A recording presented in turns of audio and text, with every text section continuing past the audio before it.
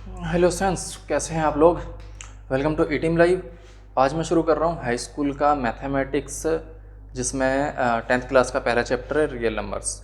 तो हम real numbers पढ़ने के लिए पहले थोड़ा नंबर सिस्टम के को एक्सप्लोर करेंगे। वैसे 9th क्लास का टॉपिक है, फिर भी थोड़ा सा रिवाइज करेंगे कि नंबर सिस्टम में क्या क्या था। उसके बाद हम पढ़ेंगे रियल नंबर्स में जो यूक्लिड डिवीज़न थ्योरम वगैरह है, ये सब एक्सप्लोर करेंगे। तो पहले एक्सप्लोर करते हैं, रिकॉल करते हैं, मतलब 9th का टॉपिक थोड़ा सा रियल नंबर्स से। चल जा भाई। तो देखो, एक होते हैं कॉम्प्लेक्स नंबर। क्या लिखते हैं सबसे ऊपर हम? पहले कॉम्प्लेक्स नंबर। आपको इनकी डेफिनेशन वगैरह कुछ नहीं लिखनी, सिर्फ पढ़ना है, समझना है, क्योंकि 10th क्लास में ये नहीं है कॉम्प्लेक्स नंबर। अब बात आती है कॉम्प्लेक्स नंबर होते क्या हैं। तो दुनिया के या कहो यूनिवर्स के वो सारे नंबर जो एग्जिस्ट करते हैं और जो एग्जिस्ट नहीं करते, सारे के सारे क्या हैं? कॉम्प्लेक्स नंबर में आते हैं। अब बात जो एग्जिस्ट करते हैं उनको तो आप समझ गए होंगे आसानी से, 1 2 3 ऐसा करके डेसिमल में लिखते जाओ, 1 पॉइंट 2 पॉइंट समथिंग इस तरीके से लिखते जाओगे। वो सारे के सारे नंबर क्या हो जाएंगे? जो एग्जिस्ट कर रहे हैं आपको दिखाई दे रहे हैं, लेकिन मैंने बोला जो एग्जिस्ट नहीं करते वो नंबर भी, सबको मिलाकर जो नंबर बनते हैं वो क्या होता है? सारे मिलाकर उनको कहते हैं हम कॉम्प्लेक्स नंबर। तो आपको ये अच्छे से याद रखनी है, जो हैं और जो नहीं हैं। जो नहीं हैं उनकी भी हमको ज़रूरत पड़ती है आगे कैलकुलेशन वगैरह, जब आप 11th क्लास में जाओगे वहाँ आपको बहुत ज़रूरत पड़ने वाली है उन नंबर्स की। ठीक है, तो कॉम्प्लेक्स नंबर आपको समझ में आ गए होंगे कि जो है और जो नहीं है, सारे नंबर मिलाकर कॉम्प्लेक्स नंबर। अब यहाँ से ना हम इसको दो हिस्सों में डिवाइड करते हैं, दो हिस्सों में तोड़ देते हैं। एक जो हम बोल रहे हैं जो नंबर एग्जिस्ट करते हैं उसको बोलेंगे हम रियल नंबर, और दूसरा बोलेंगे इमेजिनरी नंबर। जो एग्जिस्ट नहीं करते उनको सिर्फ हम इमेजिन करते हैं। तो ये हो गए दो हिस्सों में टूट गए नंबर। हमने ये बनाए दो हिस्से इसके इस तरीके से, ये रहा, और इस तरफ आएंगे real number, real numbers, and इस तरफ आएंगे इमेजिनरी नंबर्स, इमेजिनरी नंबर्स। अब रियल नंबर्स को हम क्या करते हैं बाद में समझेंगे, पहले इमेजिनरी समझ लेते हैं। अगर हमने ये समझ लिया इमेजिनरी नंबर, तो रियल नंबर हमें आसानी से समझ में आ जाएगा कि इमेजिनरी नंबर देखते हैं अब क्या होते हैं। तो करना क्या है, कोई एक छोटा सा एग्जाम्पल लेते हैं। छोटा सा एग्जाम्पल क्या लिया हमने, कोई दो नंबर लिए। एक बार मैंने लिखा +2 और इसका स्क्वायर करा। जैसे ही स्क्वायर करूंगा क्या आएगा? +4 आ जाएगा। क्या आ जाएगा? +4, +2 का स्क्वायर। ये तो बहुत बेसिक सी बात है, सबको पता है। लेकिन इसी के साथ साथ अगर मैं करता हूँ -2 का स्क्वायर, तो भी क्या आएगा? +4। ये भी बहुत बेसिक सी बात है, क्योंकि दो स्क्वायर करते हो, स्क्वायर करने पर नेगेटिव साइन भी है ना, पॉजिटिव हो जाता है। ठीक है, तो अगर तुम पॉजिटिव और नेगेटिव दो टाइप के नंबर है, और एक 0 होता है, 0 का स्क्वायर करोगे 0 ही रहेगा। 0 ना पॉजिटिव होता है, 0 ना नेगेटिव होता है। ठीक है, तो उसको तो छोड़ ही दो बिल्कुल।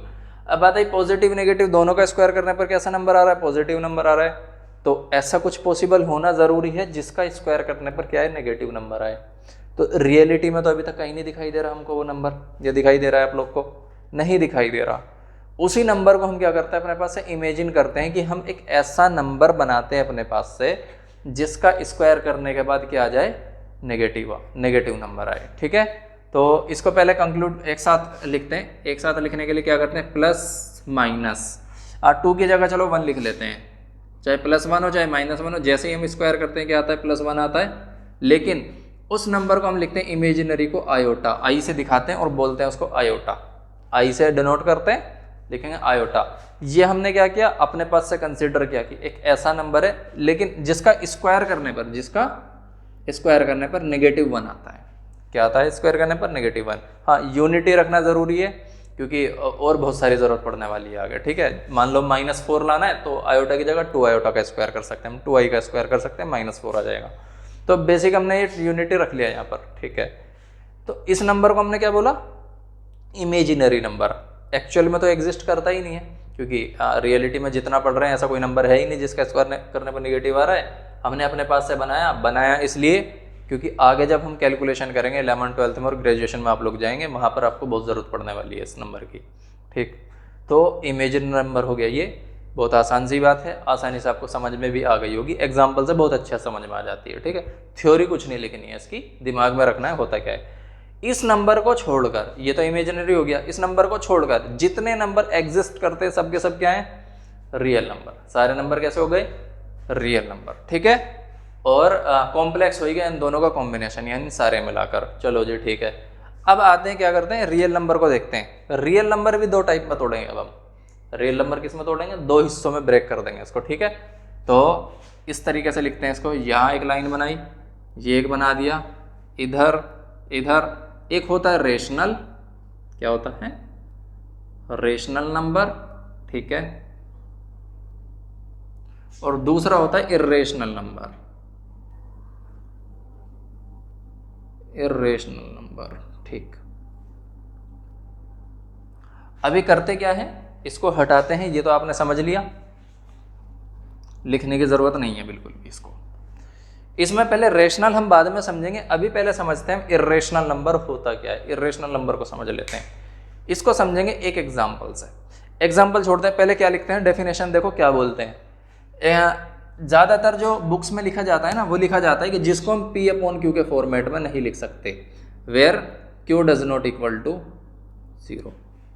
ये आती है बुक्स में लिखी हुई डेफिनेशन, जो बुक पढ़ते हैं जिनको सीधा सीधा रटा दिया जाता है कि इर्रेशनल नंबर वो नंबर है जिनको P अपॉन Q के फॉर्मेट में नहीं लिख सकते, जहाँ Q की वैल्यू 0 नहीं होनी चाहिए। 0 नहीं होनी चाहिए वो तो ठीक है, बताया जाएगा वो बात, ठीक है।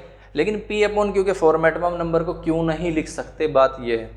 ऐसा कौन सा नंबर हो गया, ऐसा कौन सा क्या हुआ है वो जिसको हम P अपॉन Q के फॉर्मेट में नहीं लिख पा रहे। बाकी सारे नंबर तो लिख पा रहे हैं P अपॉन Q के फॉर्मेट में, इसको क्यों नहीं लिख पा रहे।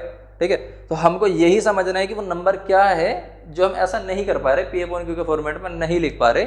उसको समझने के लिए एक छोटा सा एग्जाम्पल लेते हैं। छोटा सा एग्जाम्पल क्या, मैंने एक नंबर ले लिया इस तरीके से 1.1011011110 ऐसा करके एक पैटर्न बना दिया, और ये 4 बार 1 आ गया इस तरीके से। अब देखो इसमें हमको एक चीज तो पता है कि 1 बार 2 बार 3 बार आ रहा है। चलो इसको भी चेक करते हैं, इसको एग्जाम्पल को हटा देते हैं और आसान एग्जाम्पल लेते हैं। ऐसा एग्जाम्पल ही नहीं लेते। मैंने लिखा 2.141295 ऐसा करके इसको आगे चलाते गए। ठीक है, अब इस क्वेश्चन में बात ये है, मतलब इस एग्जाम्पल में बात ये है कि 1 के बाद 4 आ रहा है, 4 के बाद 1 2 9 5 ऐसे आता जा रहा है, और ये 1 के 5 के बाद जो नंबर आएगा उसका हमको नहीं पता। 5 के बाद कौन सा नंबर आएगा, कोई पैटर्न नहीं है। देखो यहाँ 1 के बाद क्या आया, 4 आया, 4 के बाद वापस से क्या आ गया, 1 आ गया, 1 के बाद अब क्या आ गया, 2 आ गया, 2 के बाद क्या आ गया, देखो 1 के बाद 4 आ रहा है। अगर 1 के बाद वापस से 4 आ जाता ना, तो एक बार को पैटर्न हमें समझ आ जाता कि हाँ यहाँ पर कुछ पैटर्न है। ठीक है, लेकिन 1 के बाद पहले 4 था, इस बार 2 आ गया, तो पैटर्न टूट गया। ठीक है, उसके बाद देखो 2 के बाद 9 आ गया, और मान लो यहाँ पर मैं 2 लिख देता हूँ, 9 9 2 के बाद 9 आ रहा है, वापस से 9 ना आकर इस बार क्या आ गया, 8 आ गया। तो कहने का मतलब इस क्वेश्चन के अंदर जो डेसिमल के बाद के जो डिजिट है ना, उनके अंदर ना कोई पैटर्न नहीं है।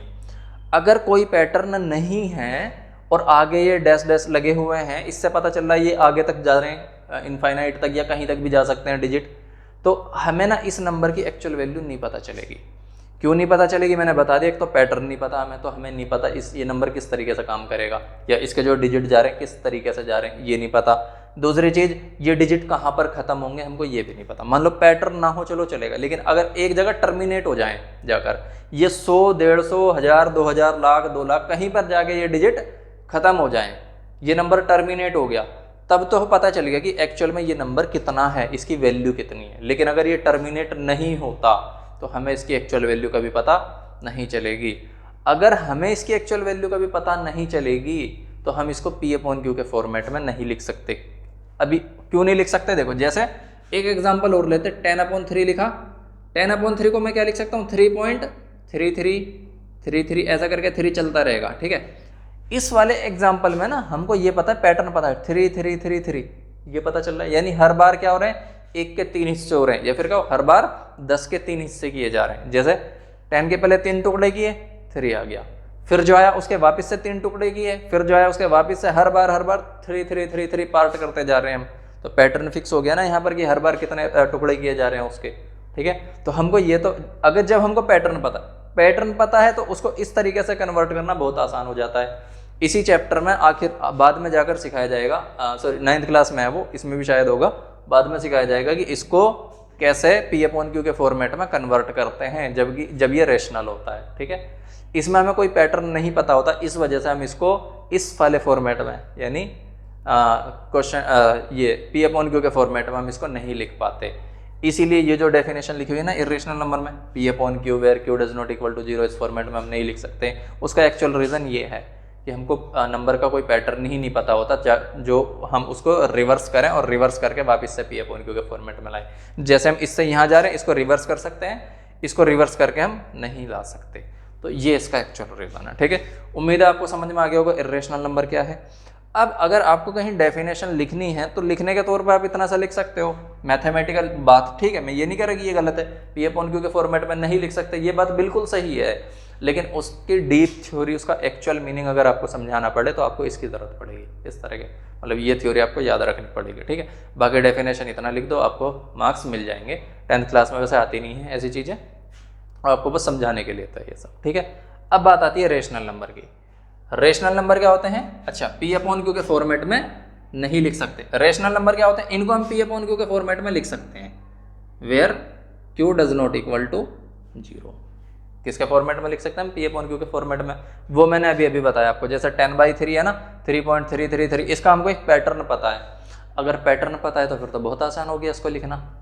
ठीक है, पैटर्न पता है, इसको रिवर्स कर देंगे, रिवर्स करके ये किस में आ जाएगा? पैटर्न पी अपॉन क्यू के फॉर्मेट में आ जाएगा। इसीलिए इसको क्या बोला हमने? रेशनल नंबर बोला। ठीक है, थोड़ा सा और अगर मतलब ये कंफ्यूजिंग लग रहा हो तो बस इतना याद करो, रेशनल नंबर में जो नंबर डेसिमल के बाद जो डिजिट आएंगे, डेसिमल वाले जो नंबर बनेंगे, उनकी एक्चुअल वैल्यू हमको पता होगी कि हाँ इसकी वैल्यू क्या है। जैसे ये लिखा मैंने, 10 को किससे डिवाइड किया?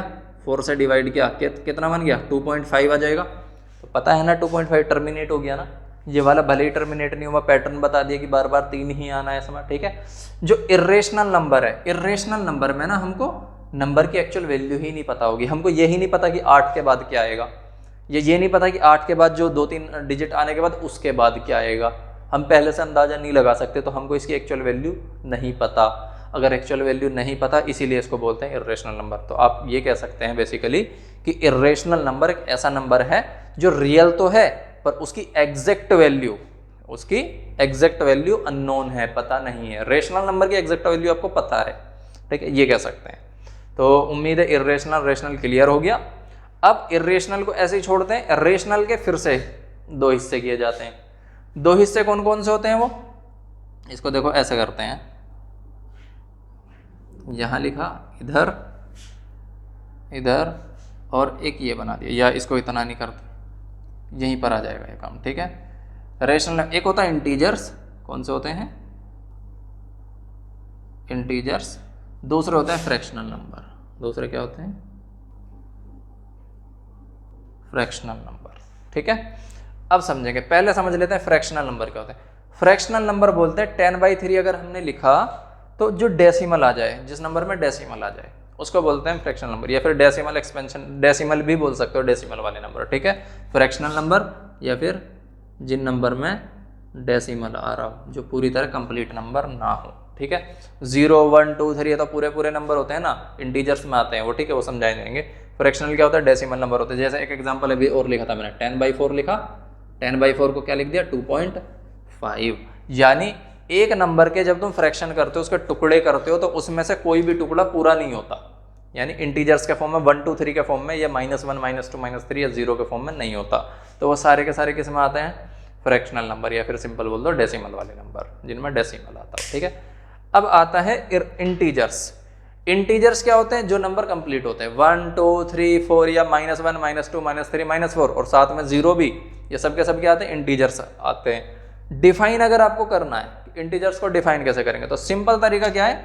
एक नंबर लिया 0 में 1, 1, 1, 1 बार बार ऐड करते करते नंबर बना लो। 0 में 1 ऐड किया, फिर से आगे 1 ऐड किया, फिर से आगे 1 ऐड किया, तुम्हारे क्या इंटीजर्स मिलते चले जाएंगे। 1 घटाते जाओ, सिर्फ ऐड नहीं करना, घटाते जाओ, तो भी तुम्हें इंटीजर्स मिलते जाएंगे। ऐड करोगे तो पॉजिटिव इंटीजर मिलेंगे, घटाओगे तो निगेटिव इंटीजर मिलेंगे। ठीक है, डिफाइन करने के लिए इतना काफ़ी है, आप कर सकते हो, लिखने की ज़रूरत नहीं है इस सब चीज़ को। अब इनको ना 3 हिस्सों में डिवाइड किया जाता है। कितने हिस्सों में डिवाइड किया जाता है? 3 हिस्से। तीन कौन कौन से हिस्से हो गए, इसको एक लाइन फिर से बनाओ ऐसे, एक यहाँ पर, एक यहाँ पर, और एक इसको ऐसे लिखो, एक यहाँ पर लिख दो, चलो ठीक है, या छोड़ो, यहाँ पर बनाई, एक इस तरफ लिख दो। एक होते हैं निगेटिव इंटीजर, क्या होते हैं, निगेटिव इंटीजर। एक हो गया ज़ीरो, और फिर होते हैं पॉजिटिव इंटीजर, क्या होते हैं, ये सबको पता है निगेटिव इंटीजर क्या होता है, -1, -2, -3, -4, जीरो तो जीरो है ही, पॉजिटिव +1 +2 +3 +4, वो up to -infinity and this is up to +infinity, ठीक है, ठीक है। चलो अब बचा क्या इसमें, कुछ नहीं बचा, एक छोटी सी चीज़ और बची, देखो नेगेटिव को तो भूल जाओ, पॉजिटिव इंटीजर्स को हम बोलते हैं नेचुरल नंबर, क्या बोलते हैं पॉजिटिव इंटीजर को, नेचुरल नंबर। और पॉजिटिव इंटीजर में जैसे ही हम क्या लगा देते हैं, जीरो ऐड कर देते हैं, वो फिर बन जाता है होल नंबर, यानी पॉजिटिव इंटीजर्स +0, अगर जीरो भी काउंट कर रहे हो उसमें तो बन जाता है होल नंबर। नेगेटिव नंबर को, नेगेटिव इंटीजर को भी नेगेटिव इंटीजर ही छोड़ देता है, ठीक है ना।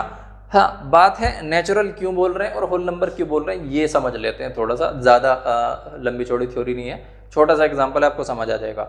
एक काम करें आप, या फिर पहले लिख ही ले, चलो पॉजिटिव नंबर को क्या बोलते हैं, नेचुरल नंबर भी बोलते हैं, क्या बोलते हैं, नेचुरल नंबर,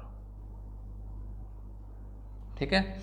और इन दोनों को मिलाकर ऐसा लिखो, ये और ये, इन दोनों को मिलाकर ये बन जाता है होल नंबर,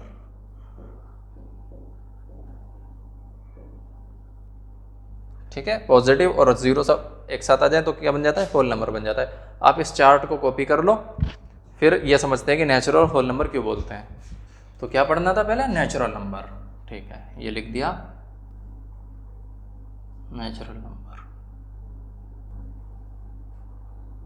नेचुरल नंबर मैंने क्या बताया, all positive integer, all positive integer,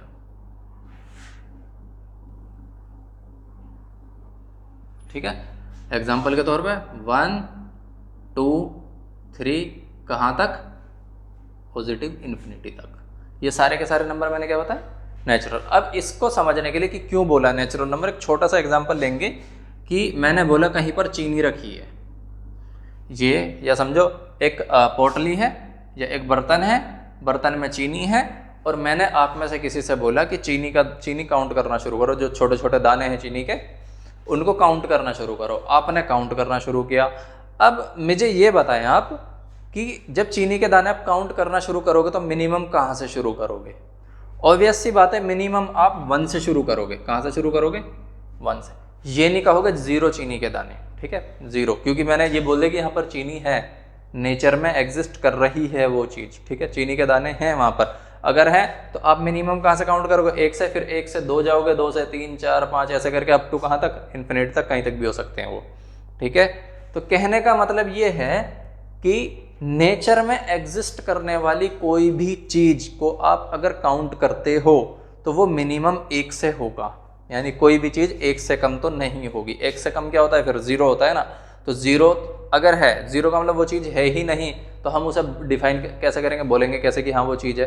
तो नेचर में होने वाली, नेचर में एग्जिस्ट करने वाली कोई भी चीज मिनिमम 1 होगी। इसीलिए काउंटिंग जहां से शुरू होती है वो होता है 1। काउंटिंग कहां से शुरू होती है, 1। इसीलिए नेचुरल नंबर को हम कहां से काउंट करते हैं, 1 से इनफाइनाइट तक, इन्फिनिटी तक काउंट करते हैं, ठीक है। ये तो बहुत बेसिक सी बात हो गई, एग्जाम्पल भी ठीक ठाक था, आपको समझ आ गया होगा अच्छे से, ठीक है। अब बात करते हैं होल नंबर की, ठीक है।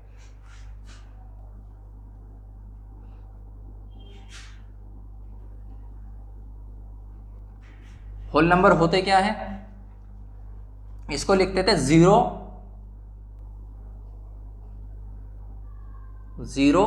Plus all positive integer, all positive integer.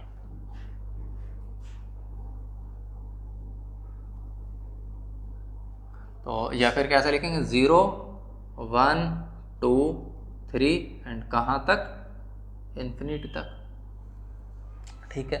तो होल नंबर में हमने क्या कर दिया, 0 काउंट कर दिया। अब बात आती है होल नंबर की जरूरत क्यों पड़ी, जब नेचुरल नंबर हो ही गया था, 1 से काउंट कर रहे थे, अब 0 से कैसे काउंट करेंगे। तो एक एग्जाम्पल और ले लेते हैं हमने क्या बोल दिया कि कोई चीज़ काउंट करो, लेकिन ये बताया नहीं कि वो चीज़ है या नहीं है, बस ये बोल दिया कि काउंट करो। ठीक है, अब काउंटिंग में मान लो वो चीज़ एग्जिस्ट नहीं करती, क्या वो चीज़ एग्जिस्ट नहीं करती? अगर वो चीज़ एग्जिस्ट नहीं करती तो आप क्या बोलोगे? नहीं है, वो चीज़ नहीं है। अब मैथ में तो ऐसे लिखा नहीं जाता कि नहीं है, मैथ में आपको किसी नंबर की ज़रूरत पड़ेगी, मैथमेटिकल तरीके से डिफाइन करोगे ना, तो वहाँ आपको ज़रूरत पड़ेगी एक नंबर 0 की, जिसकी खोज की थी आर्यभट्ट ने, कि कोई चीज़ अगर नेचर में नहीं है, या कोई चीज़ अगर नहीं है नेचर में या नेचर से बाहर, या कैसे भी कहो, रियल लाइफ में कहो, कहीं भी, ठीक है, अगर कोई चीज़ नहीं है और आपको बतानी है कि वो नहीं है मैथमेटिकल तरीके से, तो आपको बोलना होगा कि वो चीज़ कितनी है? 0 है, 0। ठीक है, ये समझ आ गया? बहुत आसान सी बात है। तो कहने का मतलब ये है कि नेचुरल नंबर जो 1 से शुरू हो रहे थे ना, वो अधूरे थे। अधूरे इसलिए थे कि वो एक से ज़्यादा एग्जिस्ट करने वाली चीज़ों को ही काउंट कर पा रहे थे। जो चीज़ें एग्जिस्ट नहीं करती, जो चीज़ें है ही नहीं या 0 बिल्कुल नहीं है, उनको काउंट नहीं कर पा रहे थे। उनको काउंट करने के लिए हमें एक नंबर की और ज़रूरत पड़ रही थी, जिसको हम बोलते हैं 0, जिसको आर्यभट्ट ने बताया था। तो उस नंबर को लगाते ही, यानी ये भी मतलब काउंटिंग की ज़रूरत इनको भी पड़ेगी, यहाँ भी नेचुरल नंबर आएंगे, ठीक है, लेकिन 0 को काउंट करते ही, 0 को इस नंबर में ऐड करते ही अब नंबर हो गए कंप्लीट, यानी अब हमें और नंबर की ज़रूरत नहीं है, ये नंबर अब पूरे हो गए। अब ये नंबर पूरे हो गए, इसलिए हमने बोला इनको होल नंबर की। अब हमारे पास किसी और नंबर की ज़रूरत नहीं है, नंबर पूरी तरह कंप्लीट हो चुके हैं, तो ये हो गए अब होल नंबर। उम्मीद है समझ आया होगा, बहुत मुश्किल बात नहीं है। ठीक है, तो आप इसको कॉपी कर लें, और डेफिनेशन लिखने की आपको कोई खास ज़रूरत है नहीं इन चीज़ों की, क्योंकि ये 9th का पोर्शन है, रियल नंबर समझाने के लिए और आपको नंबर सिस्टम समझाने के लिए, थोड़ा सा रिकॉल कराने के लिए ये सब था। इसके बाद हम पढ़ेंगे यूक्लिड डिवीज़न लेमा थ्योरम। इतना कॉपी करें पहले आप। चलिए नेक्स्ट पढ़ते हैं यूक्लिड डिवीज़न लेमा। इसको समझते हैं, ये क्यों ज़रूरत पड़ती है और क्या होता है। तो आपने डिवाइड करना सीखा हुआ होगा। डिवाइड कैसे करते थे? कोई नंबर लिया हमने, फॉर एग्जांपल यहाँ पर लिखा 25, और 25 लिखने के बाद हमने डिवाइड किया इसको 4 से। जब 4 से डिवाइड करेंगे ये जाएगा कितना? 4 6 24, और यहाँ पर रिमाइंडर बच जाएगा 1। ये सब आपने पहले से सीखा हुआ है, बहुत बेसिक सी बात है। ठीक है, अबे हम 25 को देखो किस तरीके से लिख सकते हैं। अगर मैं इस नंबर की और इस नंबर की मल्टीप्लाई करता हूँ, और मल्टीप्लाई करने के बाद ये नंबर उसमें ऐड कर देता हूँ, तो मुझे ये नंबर मिल जाएगा। ठीक है, यानी मैं क्या लिख सकता हूँ? 25 को लिख सकता हूँ मैं इन दोनों का मल्टीप्लाई, यानी 4 × 6, और इसमें मैं ऐड कर देता हूँ कितना? जो रिमाइंडर है ये। ठीक है, ये वाला जो फॉर्मेट है, इस फॉर्मेट को बताया था यूक्लिड डिवीजन थ्योरम में। ठीक है, ये जो बोला यूक्लिड डिवीजन लेमा बोलते हैं। ठीक है, इस फॉर्मेट को किसने बताया? इसने बताया था। ठीक है, अब ये तो हो गया, हमने एग्जाम्पल लिया। इसको फिर बताते हैं मैथमेटिकल तरीके से कैसे लिखते थे। मान लो कोई तुम्हारे पास एक यहाँ पर कोई नंबर ए है, ए नंबर को तुम डिवाइड कर रहे हो किससे? बी नंबर से। किससे डिवाइड कर रहे हो? बी नंबर से डिवाइड कर रहे हो। अब बी नंबर को डिवाइड किस तरीके से? जैसे 4 6 टाइम्स गया था, तो मान लो यहाँ से तुमने डिवाइड किया क्यू टाइम्स, जिसको बोलते हैं क्वोशंट। इसको क्वोशंट बोलते हैं ना, तो हमने क्वोशंट को क्यू लिख लिया। इससे डिवाइड करने पर जहाँ कोई रैंडम नंबर आ गया, मान लो XYZ कुछ भी लिख लो, यहाँ पर कोई रैंडम नंबर आ गया और रिमाइंडर बच गया R। रिमाइंडर कितना बच गया? जैसे यहाँ पर 24 आया था ना, यहाँ पे कोई नंबर आ गया और रिमाइंडर क्या बच गया? हमारे पास R बच गया। ठीक है, तो हम कैसे लिख सकते हैं इसको? जैसे यहाँ लिखा था, इसका इसमें मल्टीप्लाई का अगर मैं ये ऐड कर दूँ तो क्या आ जाएगा हमारे पास? ये आ जाएगा A। तो इसको किस तरीके से लिखते हैं हम? A = B का मल्टीप्लाई करो किसमें? Q में, और उसमें R ऐड कर दो। और सिंपल लिखना है A = BQ + R। इस तरीके से BQ का मतलब B और Q की मल्टीप्लाई हो रही है। ठीक है, तो कहने का मतलब ये है कि किसी भी नंबर को, जो A, जैसे यहाँ पर 25 था, किसी भी नंबर को हम इस फॉर्मेट में लिख सकते हैं। किस फॉर्मेट में लिख सकते हैं? इस फॉर्मेट में। बस कुछ चीज़ों का ध्यान रखना है। ध्यान क्या रखना है? देखो, ये 4 और ये 6, दोनों के दोनों नंबर इससे छोटे हैं, 25 से छोटे हैं। हमेशा याद रखना, दोनों नंबर 25 से छोटे ही रहेंगे। ये क्या है? रिमाइंडर है। रिमाइंडर हमेशा 0 से बड़ा होगा। सॉरी, 0 भी हो सकता है और 0 से बड़ा भी हो सकता है, 0 या 0 से ज़्यादा, लेकिन इस नंबर से कम होगा। किस नंबर से? इस नंबर से हमेशा कम रहेगा, जो क्वेश्चन आएगा उससे हमेशा कम रहेगा। तो ये दो कंडीशन भी इसमें अप्लाई होती हैं। तो यूक्लिड डिवीजन लेमा थ्योरम में यही दो कंडीशन बताई जाती हैं और ये बताया जाता है कि ये इस तरीके से हम लिख सकते हैं। दूसरी बात, ये सब के सब ध्यान से देखो, ये भी इंटीजर, ये भी इंटीजर, ये भी इंटीजर, तो ये पूरी की पूरी थ्योरम केवल इंटीजर्स पर ही अप्लाई होती है, ये याद रखना है। जो इस चैप्टर में जितना भी पढ़ेंगे वो इंटीजर्स के बारे में ही हम पढ़ेंगे, बाकी चीज़ों के बारे में ये फिर देखते हैं आगे आएगा तो पढ़ेंगे। फिलहाल ये इंटीजर्स के बारे में, ठीक है। तो अभी करते क्या है, इसका स्टेटमेंट समझते हैं। स्टेटमेंट क्या बोलता है, देखो स्टेटमेंट बोलता है इफ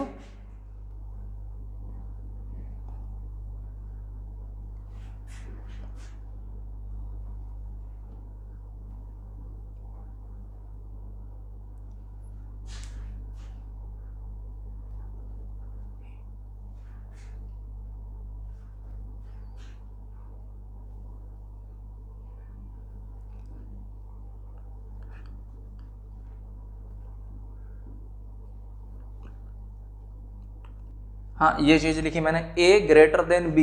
ये देखो यहाँ पर 25 था और यहाँ पर कितना था 4, 5, 6 कुछ भी। अगर ये वाला नंबर इससे बड़ा हो गया ना तो यहाँ पर फिर इंटीजर नहीं आ पाएगा कोई भी नंबर, ये आपको अच्छे से याद रखना है। तो a ग्रेटर देन b यानी ये वाला नंबर इस नंबर से बड़ा होना जरूरी है। तो मैंने लिखा where a greater than b, या फिर कह सकते हो ग्रेटर देन और इक्वल टू भी बोल सकते हो, ऐसा नहीं है कि ग्रेटर देन और इक्वल टू b, ठीक है। देन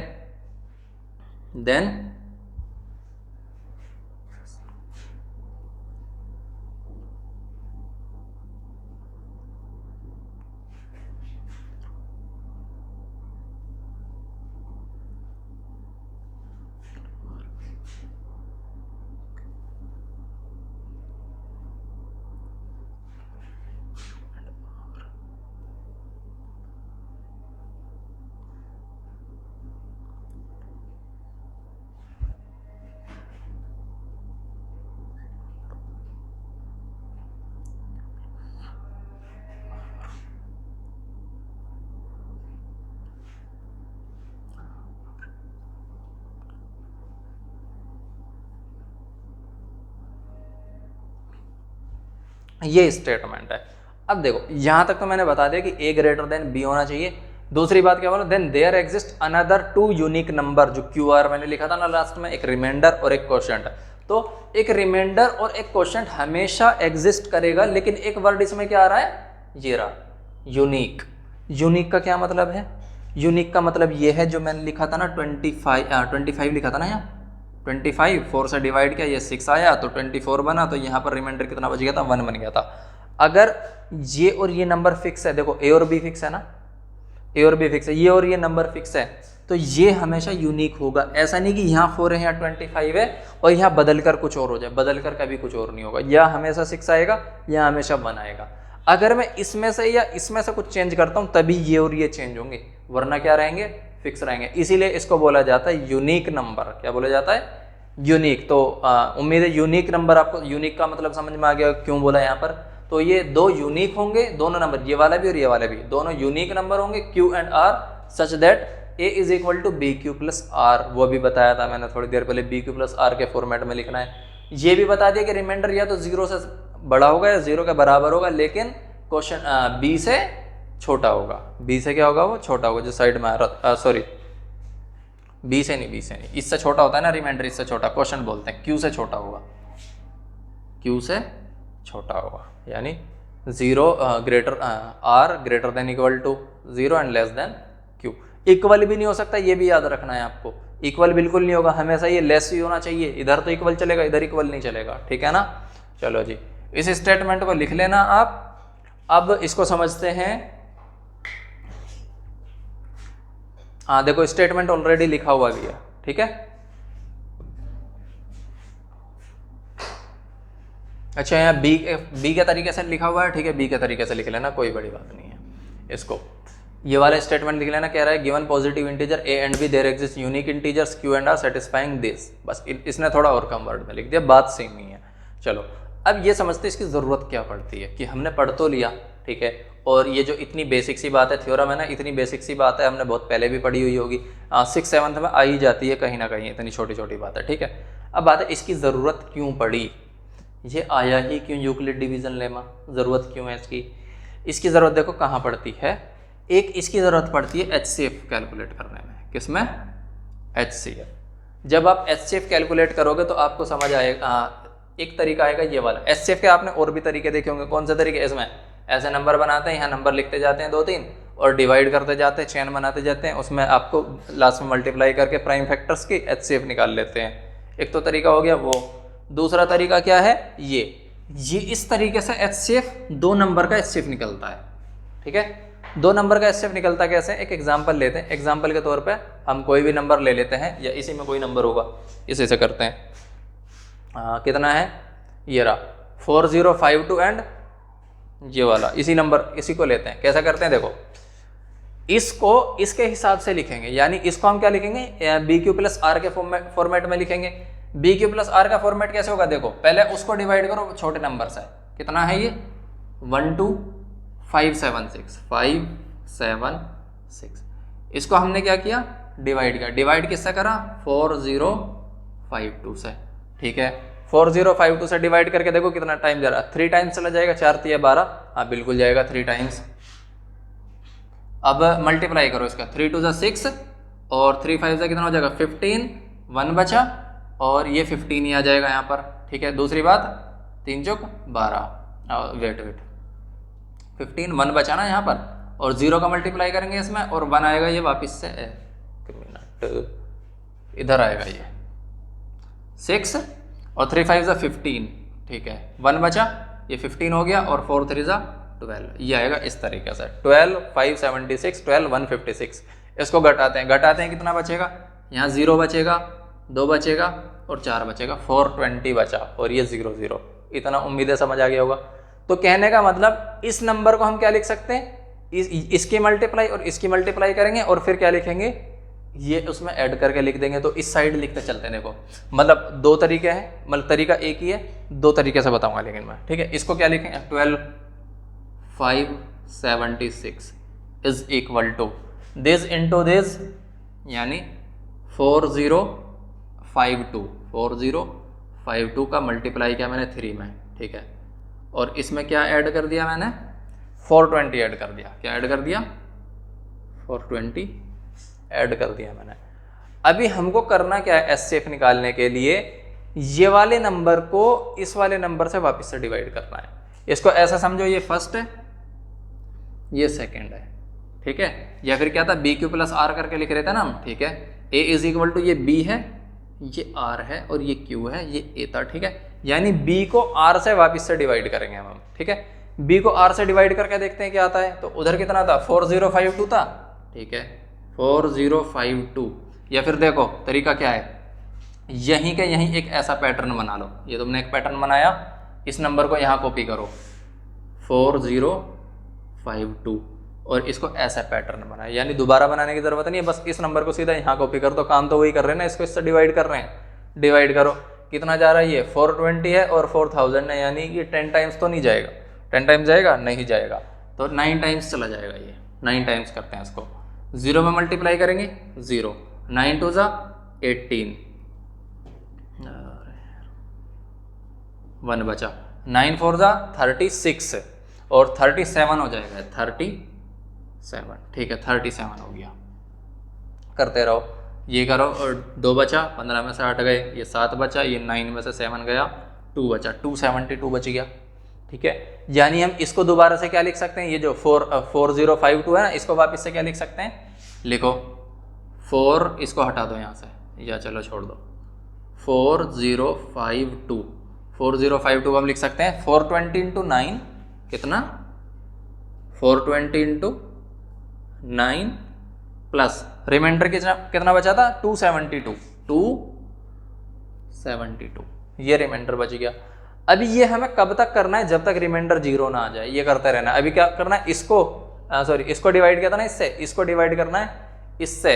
अब A is equal to BQ plus R था ना, तो C is equal to DQ plus R करके लिख लो। मान लो A और B हो गया, इसको मान लो C, ये हो गया D Q और रिमाइंडर ये, या फिर इसको Q1 Q2 लिख लो, Q1 R1 Q2 R2 remainder. Question है रिमाइंडर। ठीक, अब करना हमको क्या है, वापिस से इसको इससे डिवाइड करो। तो उसी के लिए क्या करो, सीधा यही एक पैटर्न बना लिया हमने, और इसको यहाँ कॉपी करो। 420 कॉपी करेंगे, देखो कितना आ रहा है 272 का जब 2 टाइम्स करोगे ना 420 से तो ज़्यादा चला जाएगा, लेकिन ये 1 टाइम्स ही चलेगा, इसका मतलब यहाँ पर 272 कॉपी किया हमने। अब करो इसको, 10 में से 2 गया, 8 बचा, 1 11, ये कितना 4 बचा, और यहाँ 148 बच गया। ठीक है, यानी 420 को वापस से लिख सकते हो इसी तरीके से, मैं नहीं लिख रहा, आप लोग लिख लेना। ठीक है, अब दोबारा से पैटर्न कॉपी करो, ये इस तरीके से 272 को यहाँ लेकर आए हम, 272 फिर से डिवाइड करो, कितना 148, ज़्यादा हो जाएगा, 1 टाइम्स ही जाएगा, यानी ये भी 1 टाइम्स आ गया ये। ठीक है, तो ये हो गया 148। सब्ट्रैक्ट करो, कितना 4 बचेगा यहाँ पर, 12 में से 8 गया, और ये 6 बचा, 4 गया, 2 बचा, 124 आया। ठीक है, बस हो गया क्वेश्चन आसान। फिर से दोबारा से डिवाइड करो इसको, 148 यहाँ पर आया। ठीक है, 1 टाइम्स जाएगा, 124 आएगा, 124 को घटाओ इसमें से 148 में, यानी 24 बचेगा यहाँ पर, कितना बचा 24। वापिस से 124 लिखो यहाँ पर, दोबारा से डिवाइड करो 124 को, तो 24 का कितना 5 टाइम्स होता है।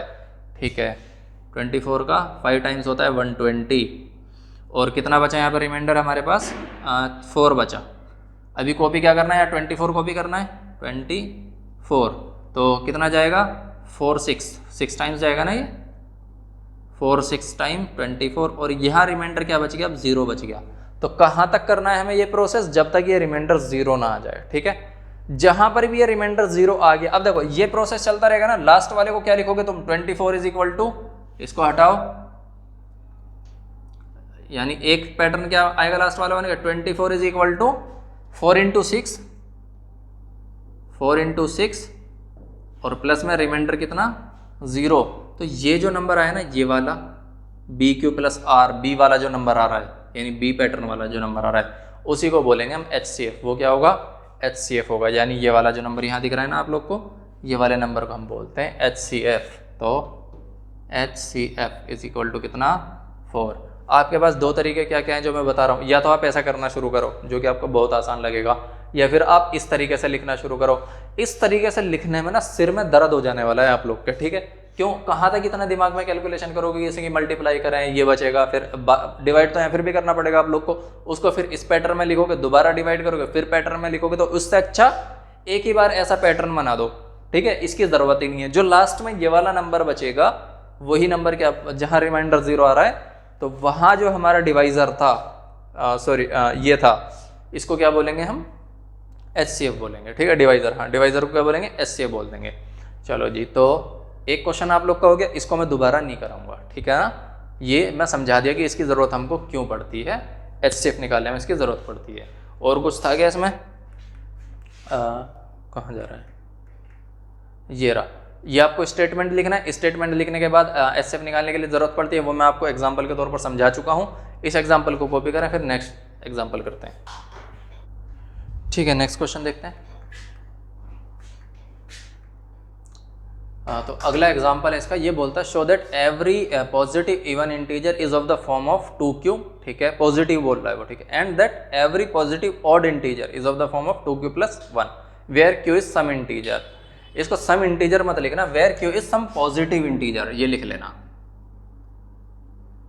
क्योंकि अगर केवल इंटीजर लिख दोगे ना, तो इंटीजर तो यहाँ पर निगेटिव भी होते हैं ना, और निगेटिव को यहाँ पर रखोगे, जैसे ही वैल्यू मान लो -1 ही रख दिया तो -2 आ जाएगा, और -2 तो हमारा पॉजिटिव नहीं होता। फिर कैसे इसको प्रूफ करोगे, तो ये थोड़ा करेक्ट कर लेना, where q is some positive integer या एनी पॉजिटिव इंटीजर।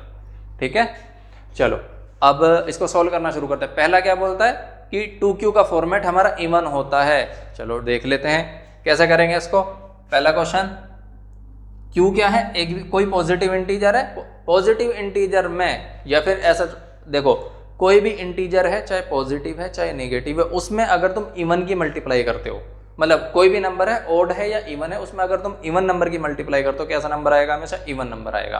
तो ये स्टेटमेंट तुमको लिख कर रखना है कि ऑड की मल्टीप्लाई, हाँ ऑड नंबर की मल्टीप्लाई अगर इवन नंबर में करते हो, ऑड नंबर की मल्टीप्लाई किस में करते हो, इवन नंबर में करते हो, तो हमेशा कैसा नंबर आता है, इवन नंबर।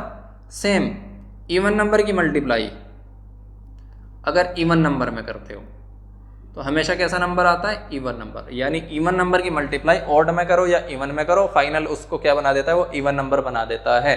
तो क्यू चाहे कैसा भी हो, ऑड नंबर हो या इवन नंबर हो, बस पॉजिटिव लिखा हुआ है ना, पॉजिटिव होना चाहिए। जैसे ही इवन, यानी 2 क्या है, इवन नंबर है, 2 की मल्टीप्लाई करो क्या बन जाएगा, वो इवन नंबर बन जाएगा। तो क्यू चाहे पॉजिटिव हो चाहे नेगेटिव हो, सॉरी चाहे ऑड हो या चाहे इवन हो, 2Q कैसा फॉर्मेट हो जाएगा, 2 is even number, 2 is even number, hence 2Q where, या फिर वो तो लिखा हुआ है ना आप लोगों ने, hence 2Q is always, 2Q is always even integer, या नंबर हटा के इंटीजर लिख लेना, क्योंकि नंबर में तो सब आ जाएंगे ना, इवन इंटीजर। तो 2Q is always even integer. चलो एक तो क्लियर हो गया, बहुत बेसिक सी चीज थी ये, ठीक है। उसके बाद दूसरा क्या बोले, 2Q plus 1, Q is some integer है ना, पॉजिटिव इंटीजर, तो 2Q प्लस 1 कैसा होना चाहिए, ऑड होना चाहिए। इसको भी यही क्लियर करते हैं, देखो क्या लिखेंगे, मैंने इधर एक बनाया, ये था मल्टीप्लाई की बात, अब आएगी ऐड करने की और सब्ट्रैक्ट करने की बात। 1 कैसा है हमारा, ऑड है, 1 कैसा है, ऑड है। तो देखो अगर तुम किसी ऑड में, किसी ऑड नंबर में कोई ऑड नंबर जोड़ देते हो, क्या कर देते हो, तो वो बन जाता है इवन नंबर, क्या बन जाता है, इवन नंबर। लेकिन अगर तुम किसी इवन में, इवन नंबर में कोई ऑड नंबर ऐड कर देते हो तो वो बन जाता है ऑड नंबर, ठीक है। एग्जांपल लेकर देख लेना इसके, देखो यहाँ 2 लिखो, और सॉरी ऑड है ना, 3 लिखो और 2 में मल्टीप्लाई करो 6 आ जाएगा, हो गया इवन। 2 की 2 में मल्टीप्लाई करो 4 आ जाएगा, हो गया। ऐसे ऑड और ऑड, देखो 1 और 1 ऐड करो 2 इवन हो जाएगा। लेकिन इवन में ऑड ऐड करोगे तो 2 में 1 ऐड करके देखो क्या हो जाएगा, वापस से 3, यानी ऑड नंबर आएगा। तो ये यूनिवर्सल है, सब जगह काम करेगा, ठीक है। अभी इसी का इस्तेमाल करो, 2Q हमारा कैसा था, इवन इंटीजर था, तो क्या लिखोगे, since 2Q is even number, 2Q is even integer, hence 2Q plus 1, 2Q plus 1, 2 कैसा था, इवन इंटीजर था ना, एंड इसके साथ ऐड कर दो, चलो 2Q is even integer and 1 is odd integer, 1 is odd integer. तो एक इवन है एक ऑड है, दोनों को ऐड करेंगे तो क्या आ जाएगा, ऑड आ जाएगा। 2Q plus 1 is always odd integer, ठीक है। 2Q प्लस 1 हमेशा कैसा होगा, ऑड इंटीजर होगा। चलो इसको कॉपी कर लो, ठीक है। नेक्स्ट एग्जांपल देखते हैं। ये एग्जांपल 3 बोलता है, show that any positive odd integer is of the form 4Q plus 1 and 4Q plus 3 where Q is some integer. इसको इंटीजर नहीं पॉजिटिव इंटीजर करना है इसको भी, ठीक है ना। चलो पहले 4Q प्लस 1 की बात करते हैं, देखो 4Q प्लस 1, 4Q प्लस 1। अब 4Q प्लस 1 को ना सॉल्व करेंगे किस फॉर्मेट में, हमको बताना है क्या, ऑड इंटीजर्स है और ये ऑड का ही फॉर्मेट है। तो 2Q प्लस 1 का फॉर्मेट हम पढ़ चुके, अगर 2Q प्लस 1 का फॉर्मेट हम बना देते हैं तो क्या दिक्कत है। चलो देखो 2Q प्लस 1 का फॉर्मेट कैसे बनाएंगे, 2 इंटू 2Q, 2 इंटू 2Q, और ये हो गया प्लस 1, इस तरीके से 2 इंटू 2Q को क्या लिख सकता हूँ मैं, 2 और कैपिटल Q। अब देखो Q कैसा है, पॉजिटिव इंटीजर है, कैसा है, पॉजिटिव इंटीजर। अब 2 में मल्टीप्लाई करते इवन इंटीजर बन गया, ठीक है। एक तो यहीं से पता चल गया, इसका कहाँ से पता चल गया कि ये इवन है। 4Q क्या, देखो ये ओड हो इवन हो कोई फर्क नहीं पड़ता, इवन में मल्टीप्लाई करते इवन बन गया, इवन में हम 1 ऐड करेंगे ओड बन जाएगा। एक तो स्टेटमेंट यहाँ से लिख सकते हो आप, लैंग्वेज में लिख सकते हो। दूसरा 2Q प्लस 1 हमें पता है ये 2Q इवन का फॉर्मेट है और 2Q प्लस 1 ओड का फॉर्मेट है, जहाँ Q कैसा भी इंटीजर हो, निगेटिव सॉरी ओड हो या इवन हो, निगेटिव पॉजिटिव की बात नहीं, ओड हो या इवन हो। तो हम इस फॉर्मेट में चेंज करके दिखा देते हैं इसको। तो 2Q को क्या करेंगे, कैपिटल Q लिखेंगे और प्लस 1। अब 2Q प्लस 1 कैसा फॉर्मेट है, ऑड इंटीजर का फॉर्मेट है, तो क्या लिखेंगे 2Q plus 1 is the form of odd integer, odd integer, ठीक है। Hence 4q plus 1, 4q plus 1 is always odd integer, odd integer, ठीक है। ये तो हो गई इसकी बात, ठीक है। अभी बात आई हमारे पास क्या, 4q plus 3 की बात करते हैं। किसकी बात करते हैं, 4q plus 3। इसको इधर लिख लेते हैं, 4q plus 3। इसको देखो कैसे लिखेंगे, 4q को लिखते हैं, 4q ही छोड़ो अभी, कोई दिक्कत नहीं, 4q प्लस इसको लिखते हैं 2 plus 1। 3 को हमने क्या लिखा, 2 plus 1 लिखा, ठीक है। इसमें से क्या करते हैं, कॉमन निकालते हैं 2। जैसे ही 2 कॉमन निकालेंगे ये बनेगा कुछ इस तरीके से, 2q plus 1, 2q plus 1 और प्लस में इधर आ गया 1। अब देखो ये कैसा नंबर है, 2q plus 1 ऑड नंबर है, यहाँ था इवन, कोई फर्क नहीं पड़ता। या फिर डायरेक्ट देखो, हाँ क्यू कैसा है, कोई सा भी नंबर हो 4 में मल्टीप्लाई करता है इवन हो जाएगा, इवन में ऑड नंबर जोड़ोगे ऑड नंबर हो जाएगा। एक तो ये पता चल गया। दूसरी बात, ये कैसा भी नंबर आए इसमें बाहर क्या आ रहा है, 2 आ रहा है ना, ये भी 2q plus 1 का फॉर्मेट बन गया। तो इसको क्या लिखो, कैपिटल Q लिखो, क्या लिखो, 2 कैपिटल Q या Q प्राइम लिख लो, यहाँ Q लिख चुके ना तो मैं एक बार इसको Q प्राइम लिख लो, तो 2q प्राइम प्लस 1। और 2q plus 1 कैसा फॉर्मेट है, ऑड इंटीजर का फॉर्मेट है। बताया था ना इससे जस्ट पिछले क्वेश्चन में, 2q plus 1 कैसा फॉर्मेट है, ऑड इंटीजर का फॉर्मेट है। तो क्या लिखेंगे, 2q plus 1 is form of odd integer, hence 4q plus 3, यही तो था ना, 4q plus 3 is always odd integer, always odd integer। ये हो गया, ठीक है। इसे कॉपी करो, एक एग्जांपल और है वो भी कर लेते हैं, ठीक है। नेक्स्ट क्वेश्चन करते हैं। तो ये एग्जांपल 4 है, ए स्वीट सेलर हैज़ 420 काजू बर्फीज एंड 130 बादाम बर्फीज, ठीक है। She wants to stack them in such a way that each stack has the same number, ठीक है, and that take up the least area of the tray. What is the number of that can be placed in each stack for this purpose. देखो वैसे पता चल रहा है यहाँ पर तुमको एचसीएफ निकालना है। एचसीएफ निकालने का पता कैसे चल रहा है, उसको क्या करना है, कुछ लाइंस लगानी होगी, ये काजू बर्फी है, ये 130 बादाम बर्फी है, ठीक है। कुछ लाइंस लगानी है और क्या करना है, मिनिमम एरिया कवर करना है। मिनिमम एरिया किस तरीके से कवर कर सकते हैं, देखो इस तरीके से, मान लो एक लाइन बनाई, इस तरीके से दूसरी लाइन बनाई और इस तरीके से तीसरी। अब ये लाइन में जो बर्फीज है ना, सेम अमाउंट में होनी चाहिए, सेम काउंटिंग में होनी चाहिए, ठीक है। लीस्ट एरिया कवर करने के लिए करना क्या है कि ये लाइन कम से कम हो, ठीक है, मतलब ये नंबर कम से कम हो और लाइन ज़्यादा कर दो। जैसे ही लाइन ज़्यादा हो जाएगी तो उसका मतलब क्या, लाइन जितनी ज़्यादा होगी उतना इधर से ही कम होता चला जाएगा, ठीक है। उसके लिए ज़रूरी क्या है, इन दोनों नंबर का हमको एचसीएफ निकालना है, यानी highest common factor, highest number of lines होनी चाहिए हमारे पास। क्या होनी चाहिए, हाईएस्ट नंबर ऑफ लाइन्स, और ये इसमें मिनिमम हो जाए नंबर ऑफ बर्फीज, ठीक है। तो करना क्या, इन दोनों का एचसीएफ निकालना है, और एचसीएफ अभी मेथड बताया उसी मेथड से निकालेंगे, क्योंकि वो पुराना बच्चों वाला मेथड तो 6ठी 7वीं क्लास में चलता ही आ रहा है। चलो क्या करते हैं, 420 और 130, 420 को डिवाइड करेंगे 130 से। हमेशा बड़े नंबर को छोटे नंबर से डिवाइड करना होता है, ये भी याद रखना। कितना जाएगा, 13 का 3 टाइम्स जाता है ना, ठीक है, 3 टाइम्स हो गया, 13 3 जा 39 और 0 बचा, ये 0, और इसको करो 39 में से 42 40, 3 बचा, 30 बचा, ठीक है ना। चलो फिर से अब क्या करते हैं, उसको कॉपी करते थे इधर, ठीक है। तो ये आ गया 130, अब डिवाइड करो, 4 टाइम्स जाएगा, 34 जा 120, फिर कितना बचा, 10 बचेगा इस बार, ठीक है।